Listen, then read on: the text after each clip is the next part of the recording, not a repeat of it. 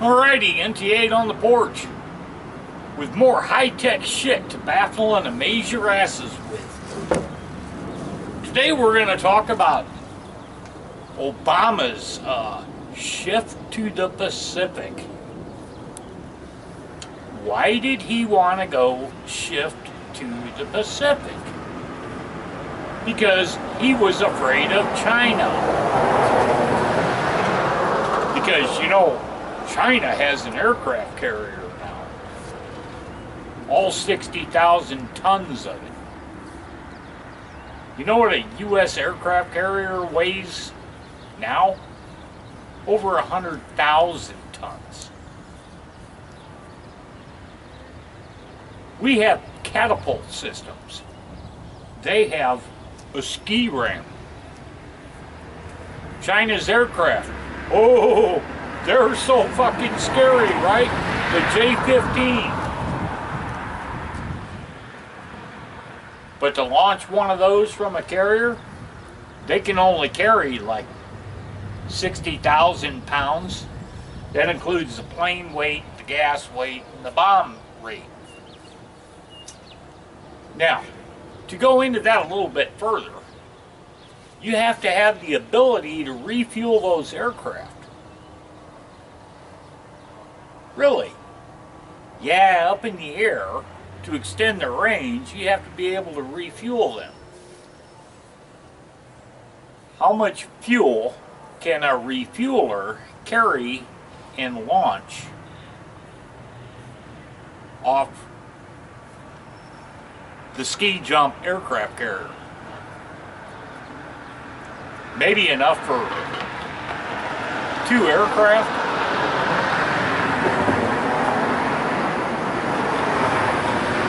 Oh, Obama got so fucking scared of this.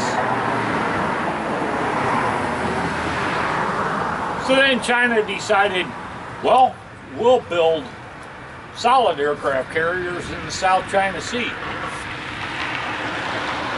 So they dredged it and dumped sand and sand and sand and coral and sand on top of that.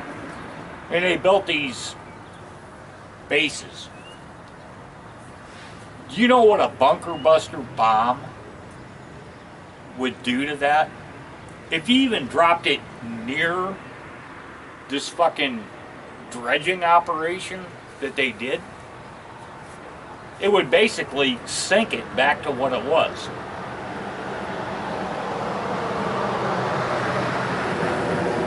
But Obama's scared to death. We gotta shift our attention to the Western Pacific.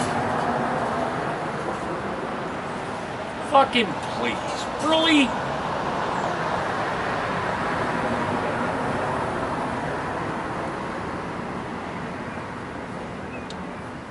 Then you got Trump that comes in and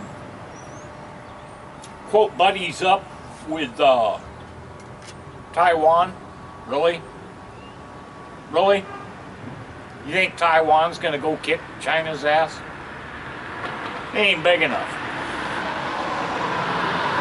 We give them all our old shit. Knox-class frigates. Fuck, that was... How long have I been out? Over 30 years. Knox-class frigates were old when I went in. When I went in the Navy. Taiwan's not going to do shit. And then you got the latest. Alright, CNN comes out with a hit that says,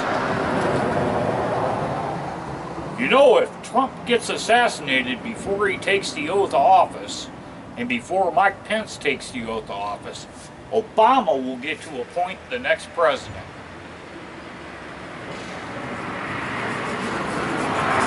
Are you fucking serious?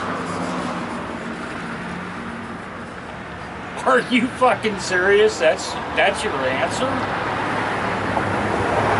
18 hours later. I can't lie about this shit. It's the honest to God truth. And I'll put that video right here. Just about every measure of America's security apparatus, including 28,000 law enforcement personnel, will be on the ground in Washington when President Obama hands off his office to Donald Trump on Friday. A near army in place to protect the leaders of all branches of government gathered in one place outside. And while officials stress there's no specific, credible threat to this inauguration, tonight, due to a quirk in America's rules for succession, questions remain about just who would be in charge if an attack hit the incoming president, vice president, and congressional leaders just as the transfer of power is underway.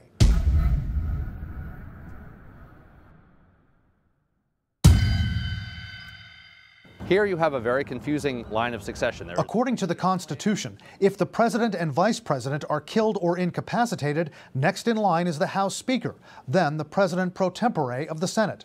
But what if something happened to them at the inauguration too? After that, it goes down the list of cabinet secretaries, starting with Secretary of State. On the day of the inauguration, as a precaution, a cabinet secretary called the designated presidential successor will not attend the inauguration, ready to step in if something happens. But it won't be a Trump cabinet secretary, since none of them have been confirmed yet. It will be an Obama appointee. No word from the White House on who that will be on Friday. Does the line of succession switch to the new president's lineup at noon? In the inauguration, you have two lines of succession, one for the Barack Obama administration, which is still in place, and one which really won't be in place until Donald Trump is inaugurated, comes into office, and actually formally nominates, and the Senate confirms his people. You might actually end up with a president from the prior administration because of a tragedy. Adding to the confusion, by noon Friday, all of Obama's cabinet secretaries are expected to resign. John Kerry, the current Secretary of State, would be the first cabinet secretary in the line of succession, but he's out of office by noon. Donald Trump's pick for Secretary of State, Rex Tillerson, may not be confirmed for another week or two. So who would be Secretary of State on Friday afternoon? According to State Department sources, the job would fall to the highest-ranking non-political official in the department, the Undersecretary for Political Affairs, Tom Shannon. One of the most obscure possibilities is that someone who is an acting Secretary of State, someone lower down the line of the Secretary of State, State Department today, assumes the acting Secretary of State position, is in the line, and the worst happens, and that person becomes president, at least for a while. The uncertainty creates the potential for chaos, high theater, or a hit TV drama. Sir, you are now the President of the United States. In ABC's Designated Survivor, Kiefer Sutherland plays an obscure cabinet secretary, unexpectedly thrust into the presidency after an attack at the Capitol during a State of the Union address. Former Agriculture Secretary Dan Glickman once played that role in real life.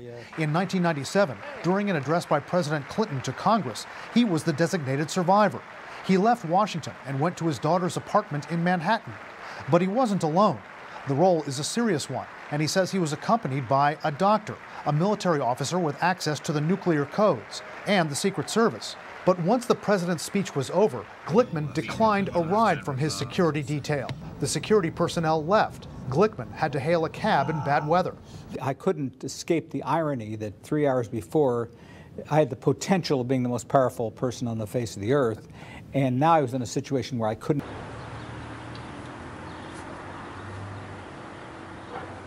Oh, well, Paul Ryan's in there.